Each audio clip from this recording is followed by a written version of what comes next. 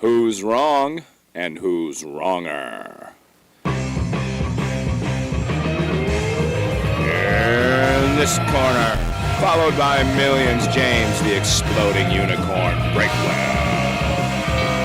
And in that corner, ignored by millions, Steve Dash Rinko Good morning, everybody. The sun is pouring into my right. It is filling my countenance with angelic splendor. I am Steve, Dr. Steve Olivas. You've reached wrong and wrong. Oh yeah, he's here too, with artificial light and his mug filling half the screen, which is a crime in itself. But James, I don't mean to talk about you in front of you. How are you doing today? I have a bone to pick with you. What, you're going to start there? Yes, yes, we got to start in with a fight. I don't have time for these pleasantries, Steve. We got to get down to business. We're busy people. That's a lie, but we are people. That might be a lie too. But anyway, so yeah. You sent me a picture of where you were before we started recording, and you were in a kitchen. Yeah. And you know what was wrong with that kitchen, Steve? What? It's nice. Nothing on Rattlesnake Ranch is supposed to be nice. I saw, granite countertops, clean, sleek lines and surfaces. Everything was sparkling and new. That's not how things work on the ranch. Where are you, Steve? You can't be at home. Well, I should have said I'm not in my kitchen. I'm in Mrs. Steve's kitchen. That might have helped explain what's going on behind me. So the mice are gone and this is just like a functional space to eat with running water and working electricity? Is that what you want me to believe? Well, our oven might have something wrong with it. We're going to try to, I mean Mrs. Steve is going to try to diagnose the problem with the oven, because a bad plastic burning smell filled the kitchen last time she turned it on. So i.e. she thinks there's something that got on one of the heating elements that needs to get plucked off or something. But for the time being, the oven is down at Rattlesnake Ranch. But otherwise, it sure looks pretty. So you have a kitchen other than an oven. That makes much more sense. We have a what? You have a kitchen other than an oven. Oh, yeah. And when you asked if the mice are all gone, a coyote just ran past the window over here last night, because the coyotes are out and they're doing the nasty all over the yard because it's that time of year for the yotes. So we're hoping that the yotes, because when the women get pregnant, if they're anything like the deers, when I say the women, when actually, there's a less flattering word for female dog that I probably shouldn't use. When they get pregnant, I think they eat a lot because they got to bunk down for a while to have their babies. So I'm hoping they clean out a lot of the rodentia here at the ranch. Who calls them yotes? Well, if you were a hockey fan, you would know that the Phoenix Coyotes are affectionately known as the Yotes. And so I call what's going on right now the Yote Wars, because I'm not bashful to shoot off my porch if any of these things get a little too close to the house. We don't want them to get comfortable up here. You know what I'm saying? So I'm guessing every night you go to sleep to the heartwarming sounds of a coyote orgy. Is that what it sounds like God. Up there? Yes.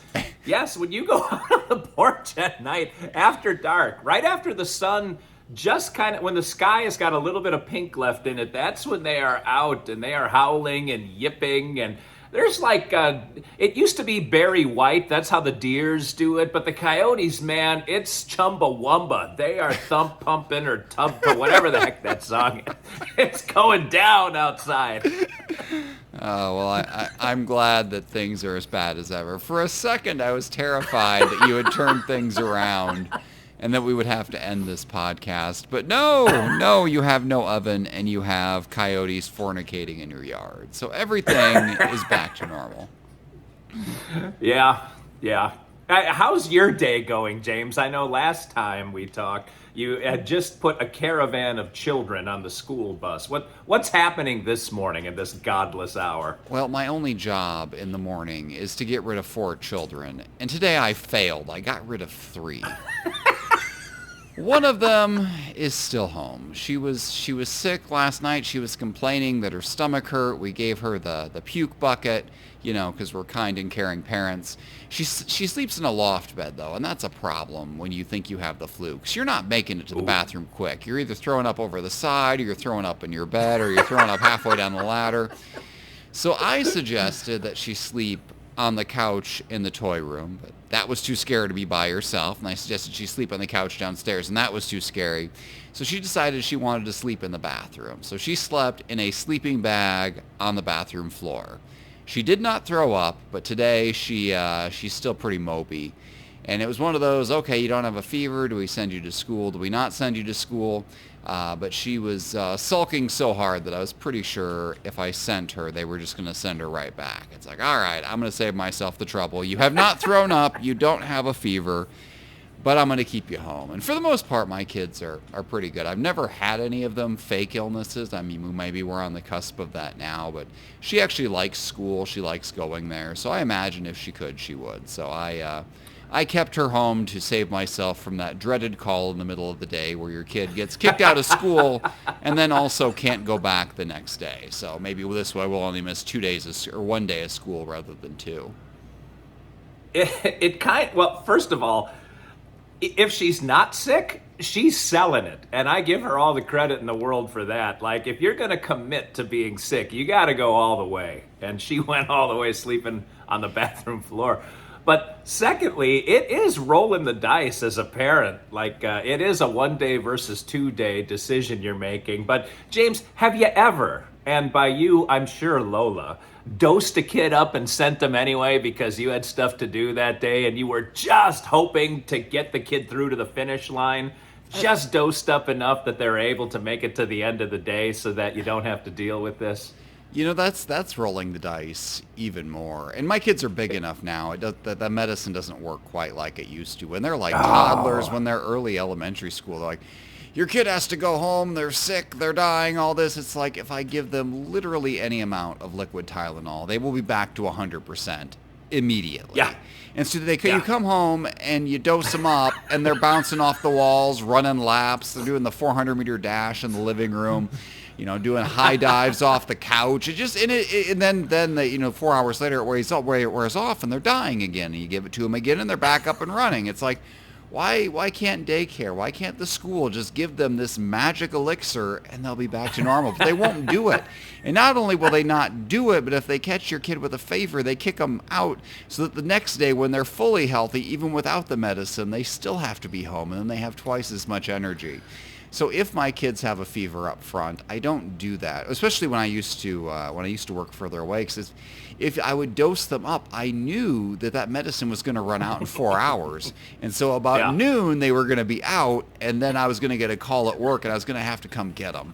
Which I guess it depends on if you want to be there the whole workday or not. Maybe you want an early out, and in that case, you do that, or you just call in sick from the start and you stay home with the kids. So yeah, I don't know. I was thinking that maybe your kids were old enough that you were back in the olden days where you could send your kid in missing an arm and they'd be like, you're fine. But you were in the get bounced for illness era too. Sort of. Son definitely was. Daughter, I remember once we sent her to daycare. She was like 1.5 years or 2 years old.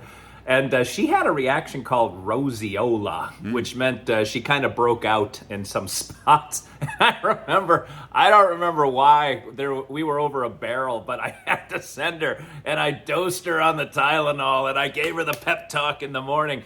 And when I got there, the daycare worker was like, what's going on with her face? And I was like, I don't know. She just got this weird thing. Listen, I got to go. I'll be back early to pick her up, though. And I think we made it through the day that way. But that was, she was at daycare at the Jewish Community Center, and I don't know if they had the extra 24 hours because I think she just went back the next day. That's been a while. She's going to be 26 pretty soon, so that's been a few years ago.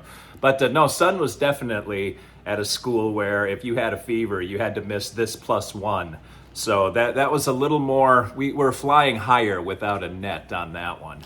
And we had, a couple of years ago, there was something going around where the getting bounced for an illness got much more serious. So back at the peak of that, and I got to be careful that was delicate. I gotta be careful how I talk about this. But for a while, okay, so kids, they have symptoms. And for a while, the thing that everybody was worried about, literally everything was a symptom about it. There was no illness that didn't somehow fall under the umbrella as a symptom for this thing. And if you got bounced, not only did you get bounced, you had to stay out of school until you had a test come back negative. And for a while there, it took a while to get a test, and it took 2 or 3 days to get the results. So if you got sent home for any reason, you were going to miss a week of school.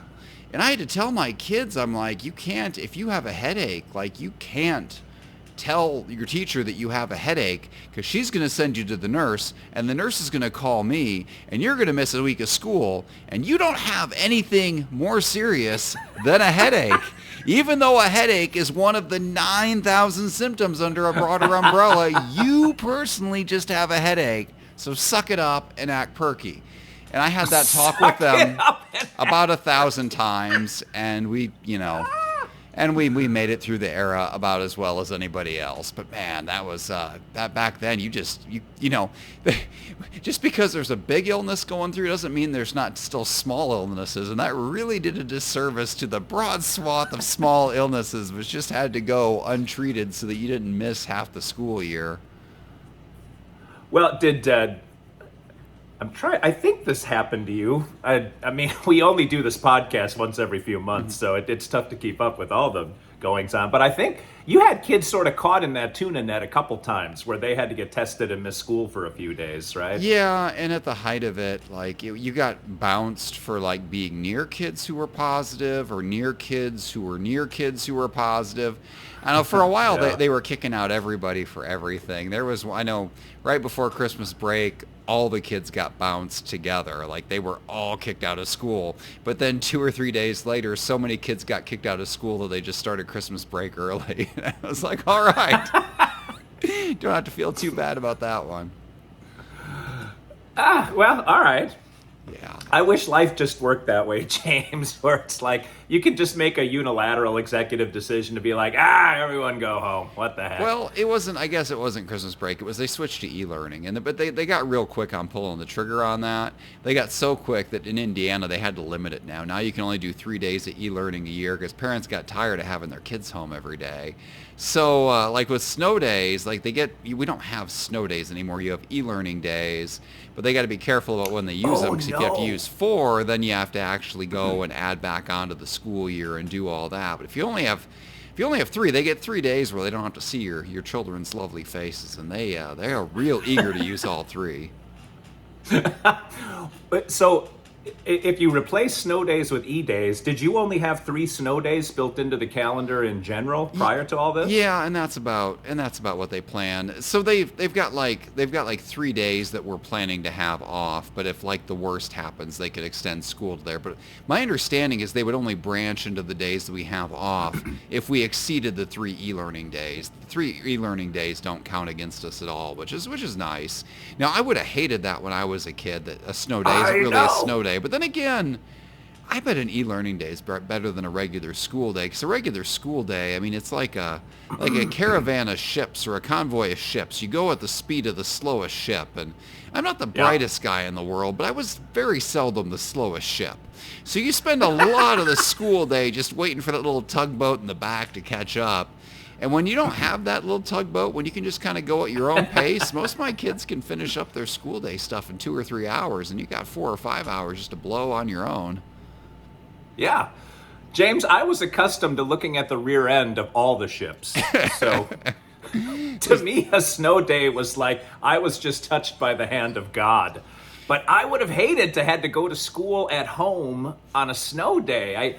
I guess you're saying look at the silver lining, which is at least you're not going to school and you have a half a day because you don't have a leave-us dragging the whole class and the curve down. But I'm saying I would have still looked at that as a loss. Like, man, snow days were awesome when I was a kid. And this was long before you were a kid, back when it really snowed. I don't guess it snowed a heck of a lot when you were coming up. I don't think that had anything to do with era. I think it had to do with the fact that you grew up in Wisconsin. And I got news for you. It still snows in Wisconsin. Like, it still snows in northern Iowa. Just you and I have wisely migrated to places where it snows less. And I still get more than you, but certainly not Wisconsin levels of snow. I mean, nobody can survive that for a lifetime. God, I don't know. It doesn't snow as much now as it used to. My wife grew up in Memphis, and she still talks about that. It didn't snow often, but there were some good snows every year, and it really doesn't ever snow down here now. We might get an inch or two, and everybody, the whole city is shut down for months when we get... Actually, our city is shut down for a month if Indiana gets an inch of snow. That's how it is around here now. But it really doesn't snow anymore. So I think I don't know the data on this, Breakwell, but I will bet the average annual snowfall in Wisconsin is... I would even use the word significantly less than it was when I was a kid. I think we are dealing with a selective memory issue because you and I probably remember every major blizzard from our lives. Every time you got a foot or two of snow and you got off school for a week, like those are amazing events. But you don't remember every day when you didn't have a blizzard. I mean, there are mild winters in there too. There's all sorts of stuff. I think we are definitely skewed in favor of memorable events. And when you only get a memorable event once every 10 or 20 years or 5 years, whatever it is, I think this is a walking uphill in the snow both ways kind of story. I think there's just as much snow as ever.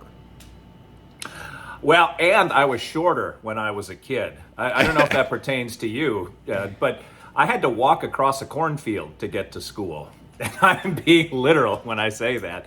And so you add short kid with snow pants and boots going through a tilled and frozen cornfield that had like at least knee-high snow in it. It was quite an endeavor, especially when I wasn't able to hook up the dog team to the sled in the morning. So you're probably right, but man, it just seemed like there was a lot more snow on the ground back then.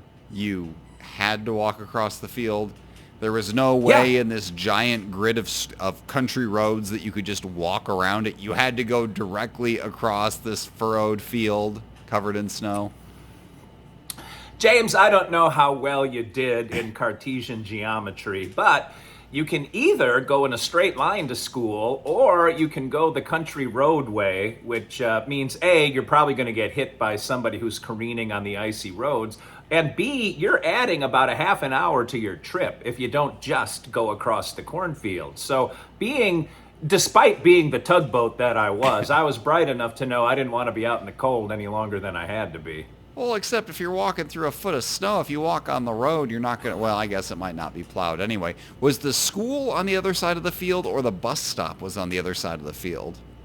No, the school it was my parents' house, a cornfield, and the school, in a straight line. So they do something here where if you're too close to the school, they won't pick you up on the bus. So you're in like this awkward middle ground where there are some kids who probably have to walk quarter of a mile because they're too close to the school to get a ride. So they're just they're the worst of both worlds. So I was wondering, I was like, why wouldn't the bus driver just come to the end of your mile long driveway? And I guess that's the answer right there. As you were too close to the school, you could hit it with a rock, and this giant field you had to march across was probably like 18 feet wide, and it just seemed a lot bigger to you. I will bet, because the bus stop was about 2 blocks from our house. It was probably just a little bit longer to walk across the cornfield, but it would get me inside the school quickly versus trying to time it right to run 2 blocks to get the bus. By the time the bus would have crossed the end of our street and I saw it, it would have been too late to run and catch it. So that would have meant standing out with the other idiots in the snow and the cold waiting for a bus. And I think the bus didn't take a direct route from the school to the school. Like, it would pick us up and then it would have to pick everyone else in our subdivision up. So it was a long ride. And the bus was packed all the time because we had all the public school kids on there too. Ugh. So it was just easier from a logistics and almost from a distance standpoint to just walk across the field. Isn't it terrible how buses insist on picking up everyone else as well?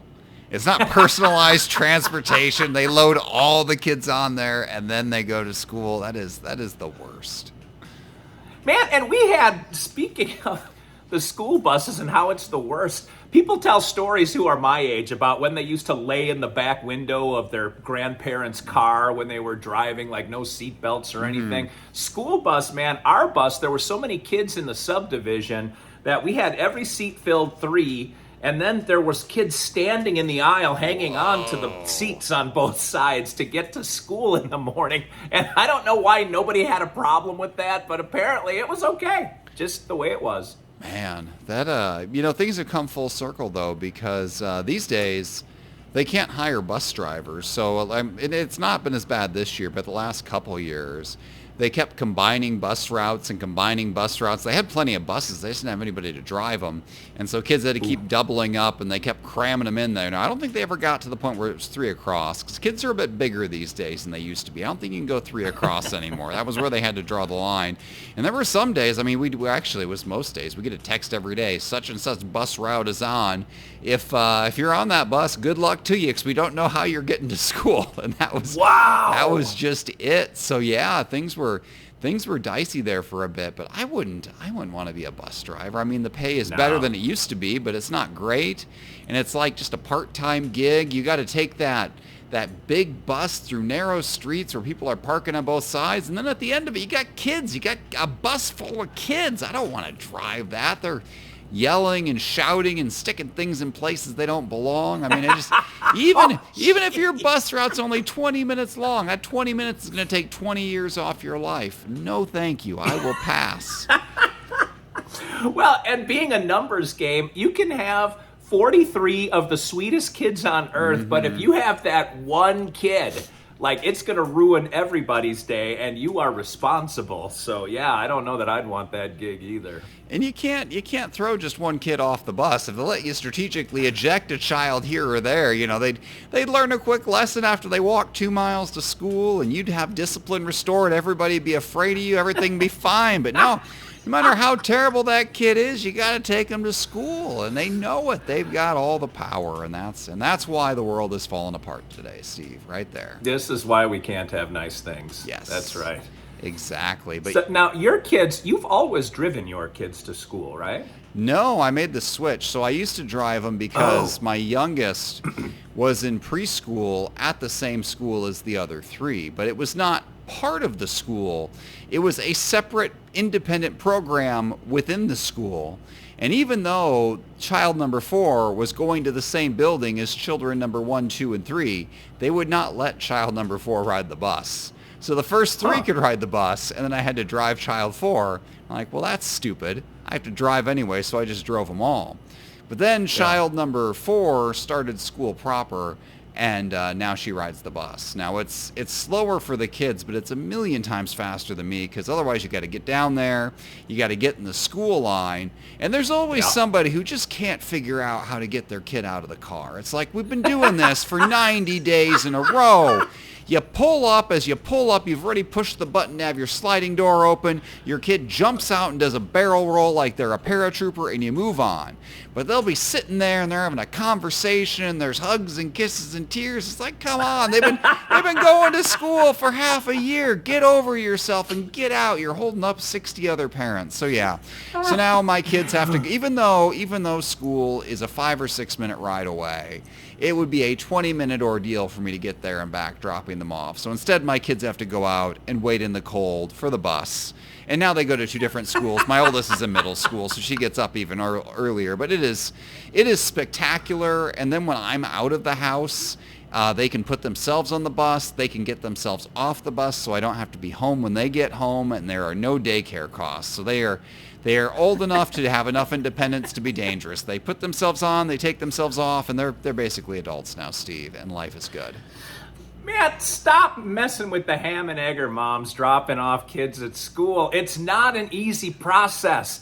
There was one time where I was on the road. Mrs. Steve must have had to be somewhere, and my mom couldn't come help, so my dad came, and he did school drop-off, and apparently he got yelled at and honked at, and we never heard the end of it. I mean, you know me. Just imagine me times 10. That was my dad when he came back from school drop-off the first time. He had to do it like 3 days in a row, and it was an abject disaster, which has been just fabulous from my standpoint. But you're a little harsh on everyone doing the drop-off, James. It's not self-explanatory if you've never done it.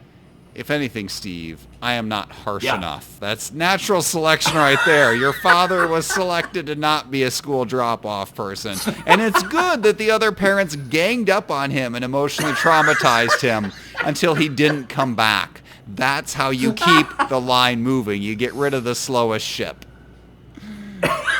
Well, and that's why we got to drop off the map right now, James.